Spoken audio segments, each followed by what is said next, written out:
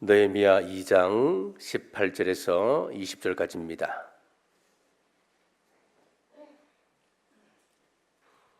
한 절씩 교독하겠습니다. 18절 말씀 제가 먼저 받들겠습니다. 또 그들에게 하나님의 선한 손이 나를 도우신 일과 왕이 내게 이런 말씀을 전하였더니 그들의 말이 일어나 건축하자 하고 모두 힘을 내어 이 선한 일을 하려 하매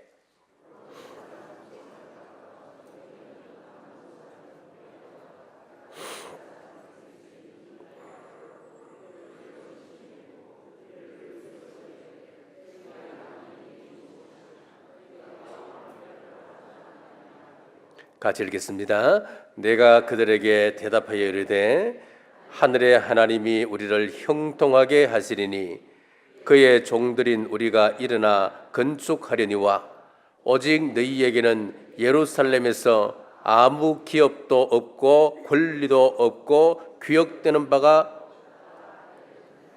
아멘. 오늘 선포되는 말씀에 우리 아멘으로 꼭 화답하셔서 이 말씀이 여러분의 가정에 또 여러분에게 큰 응답의 말씀이 되시기를 바랍니다. 회복을 위한 느헤미야의 준비라고 하는 제목으로 말씀 선포하겠습니다. 자, 느헤미야는 페르시아에서 이제 아닥사스다 왕의 허락을 받아서 2개월간이라고 하는 긴 여행을 통하여 예루살렘 성에 도착을 했습니다. 물론 성벽 건축을 위한 모든 건축 재료도 허락을 받고 들어왔습니다.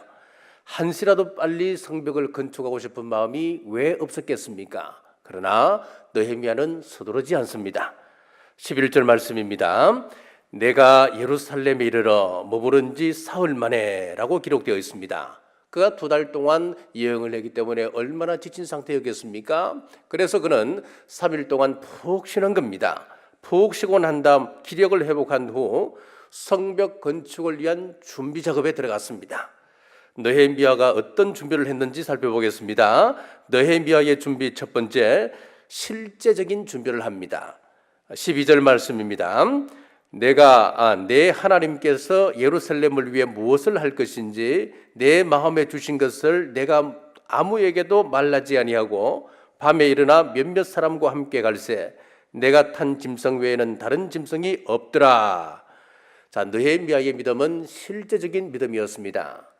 자, 성벽을 살펴보기 위하여 밤에 일어나 짐승을 타고 2 사람과 함께 나갔습니다. 자, 그러니까 방백들이 이 사람들이 무슨 일을 하는지 백성들은 아무도 모르고 있었습니다. 그리고 예루살렘 성이 과연 회파되었는지 성문은 불타버리고 없어져 버렸는지 직접 눈으로 확인하기 위해서 지금 나가는 겁니다. 그리고 성벽 재건을 하면 얼마나 많은 재료가 들어가고 얼마나 많은 인원이 동원되어야 하며 재료가 무엇이 필요한지 또 어느 길로 공사 차량이 출입을 해야 하는지 구체적으로 이런 것들을 다 살피는 겁니다. 이런 것들을 자기 눈으로 다 확인하기 위함이었습니다. 우리 참된 믿음이라고 하는 것은 공상적인 믿음이 되어서는 안 됩니다. 학생이 좋은 학교에 들어가기 위해서는 열심히 해야 되지요. 말은 나는 서울대 갈 거야 라고 이야기하면서 실제적으로 노력하지 않고 공부하지 않는다면 어떻게 들어갈 수 있겠습니까? 현실성이 떨어지고 실제적인 준비가 없기 때문에 그것은 안 되는 거예요. 요즘 노래 한국의 이 K-pop 가수들이 굉장히 세계적으로 뜨지 않습니까? 이번에 방탄소년단이 또 빌보드 차트에서 또 1위를 했더라고요. 이 사람들은 그냥 되는 게 아니에요. 소속사에서 하나하나까지 전부 다 간섭을 하고 관리를 합니다. 아침에 하루에 운동은 몇 시간 꼭 해야 되고 또 몸무게가 얼마 이상 늘어나면 안 되는 것이고 이것을 어길 시에는 페널티를 물어야 되는 겁니다. 그냥 되는 것이 없더라고요. 예를 들어 세계적인 기업가가 되려고 하면 경영학을 공부합니다. 또 사람과의 인간관계, 대인관계에 대해서 많은 시간을 또 투자를 해야 됩니다. 느헤미야는 공상적인 믿음이 아니라 구체적이고 실제적인 면에서 그런 준비하고 나갔다 하는 것을 볼 수가 있습니다. 자, 2번째, 느헤미야는 백성들의 마음을 움직였습니다.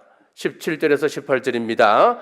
자, 예루살렘 성을 건축하여 다시 수치를 당하지 말자 하고, 또 그들에게 하나님의 선한 손이 나를 도우신 일구와 왕이 내게 이런 말씀을 전하더니 그들의 말이 일어나 건축하자 하고 모두 힘을 내어 이 선한 일을 하려 하매, 느헤미야의 믿음은 좋은 의미에서 전념성이 있는 믿음이라 할 수가 있습니다. 자, 어디 가서 맛있는 매운탕을 먹고 나면 여러분 가만히 있을 수 있습니까? 야, 그 집 매운탕 정말 맛있더라. 나도 모르게 선전하고 다니지 않습니까? 예수님 믿고 구원받은 이 놀라운 사실을 우리가 침묵하고 기다릴 수는 없는 겁니다. 우리가 나가서 전하지 않을 수가 없는 거예요. 자, 28일은 바나바 전도 대행진이 있습니다. 믿음을 전념시켜야 됩니다. 직장 동료들에게 전념시키고 우리가 함께하는 이웃들에게 믿음을 전념시켜야 합니다. 느헤미야의 믿음은 전념성이 있는 믿음이었습니다. 우리 교회에서 진행하고 있는 3대 신앙대행진, 벌써 몇 년째 우리가 진행을 하고 있습니다. 이것은 우리 교회의 핵심 가치라 할 수 있습니다. 자, 이것을 함께 공유하기 위해서 몇 년 동안 지속적으로 3대 신앙대행진 노래를 함께 부릅니다. 매달 예배 보고서를 받습니다. 성경 일천독을 진행했습니다. 태신자를 작정했습니다. 함께 우리가 비전을 공유하는 겁니다. 함께 비전을 공유하면 우리 교회는 힘 있는 교회가 되는 것입니다. 느헤미야가 백성들의 마음을 움직인 몇 가지 구체적인 요소가 있습니다. 첫째는 사실을 정확하게 말했습니다. 17절입니다. 우리가 당한 곤경은 너희도 보고 있는 바라. 예루살렘이 황폐하고 성문이 불탔으니, 예루살렘이 황폐하고 성문이 불탔다라고 하는 구체적인 사실을 이야기하는 거예요. 자, 그런데 오늘 이 세상은 거짓말을 하고 사람들의 마음을 움직이고, 거짓말을 가지고 사람들의 마음을 움직이고 선동하는 사람들이 많은 세상입니다.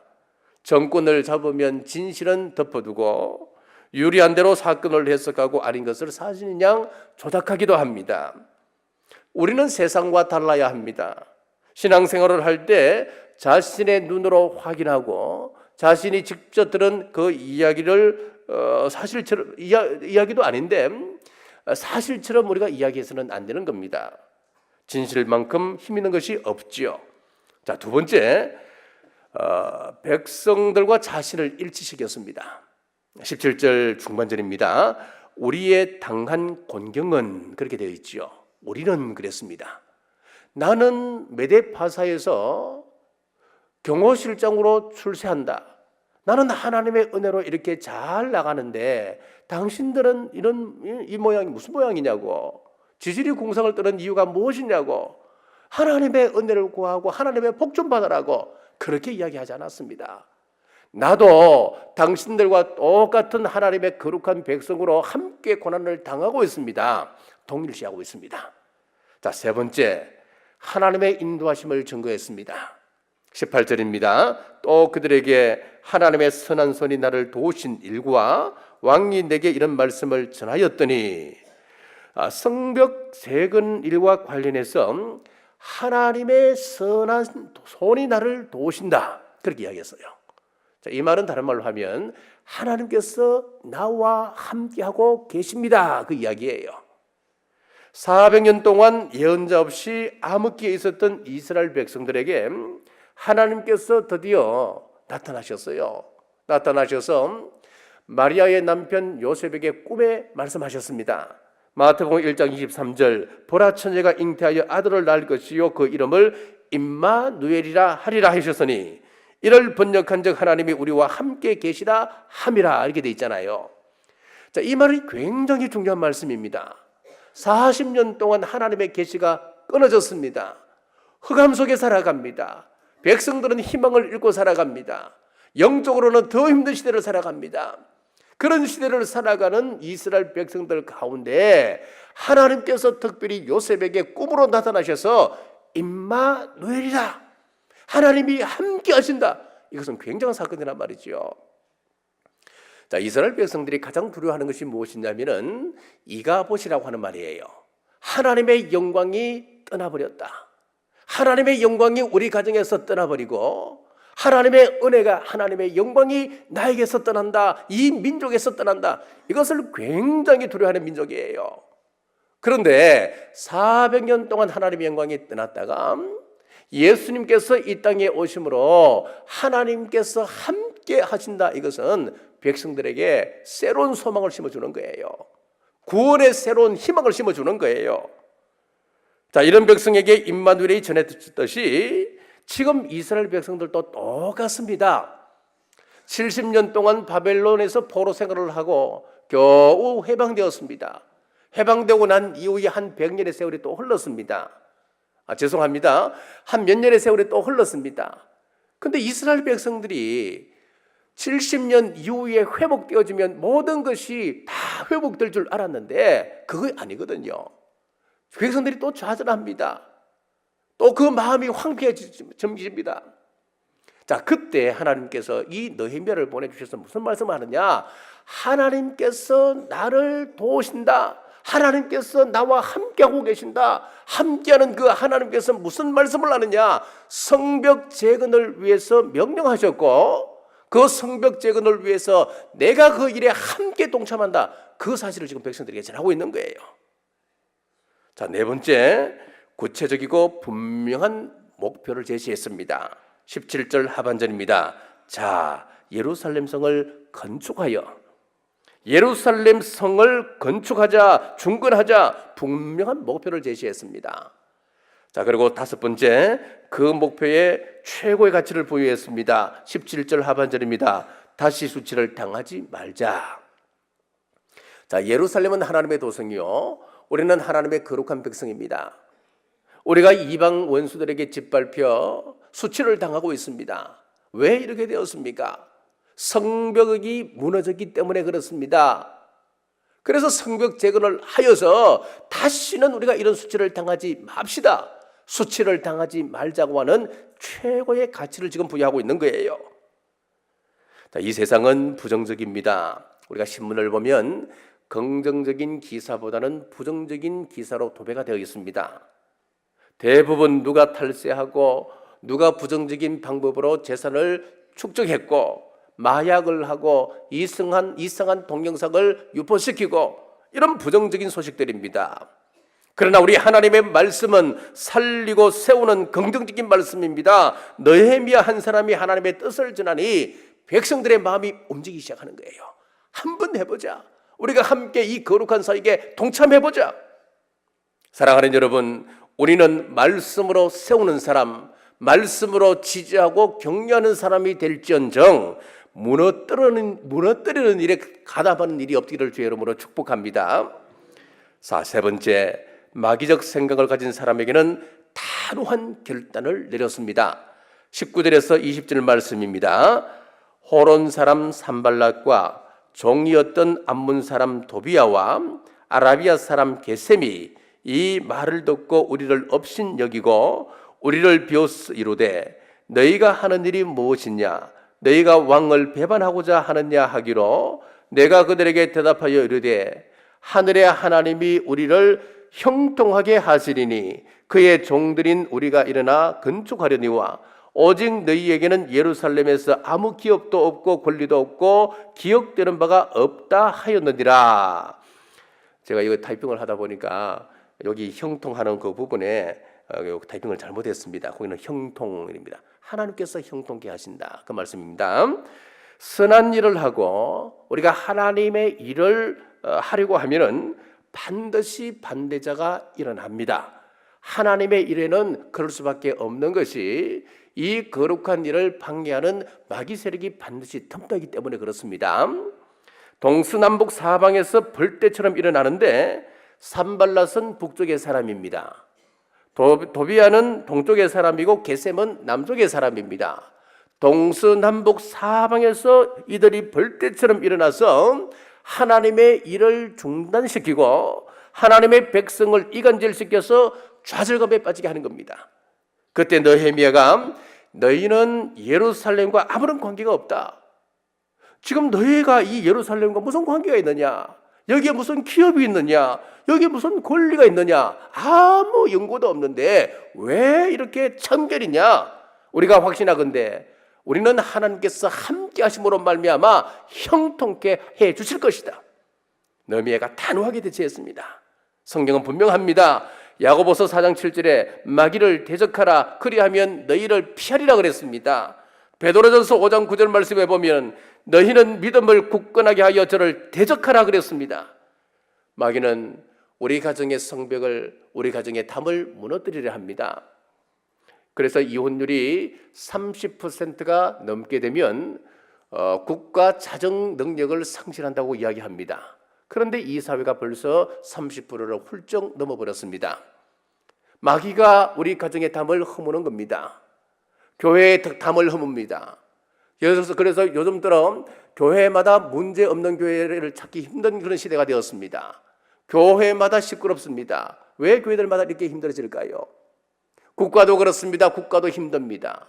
이념이 모호해지는 시대가 되어버렸습니다.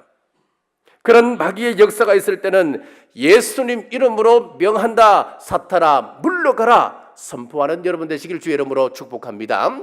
마귀는 우리가 대적하는 존재지 타협할 수 있는 그런 존재가 절대로 아니라고 하는 것입니다.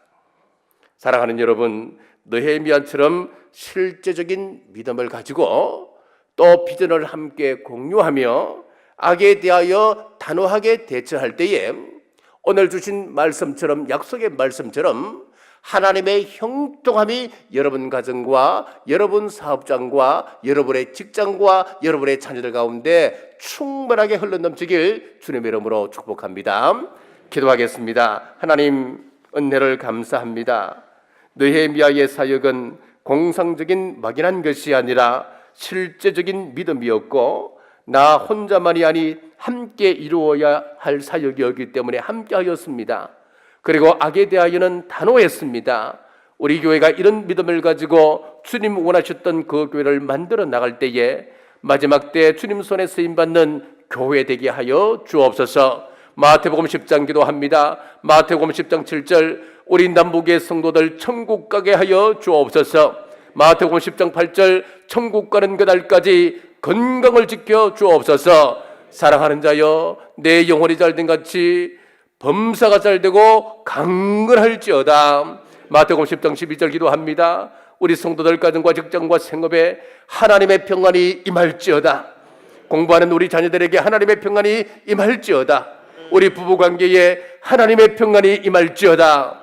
이 모든 말씀 믿음대로 될지어다.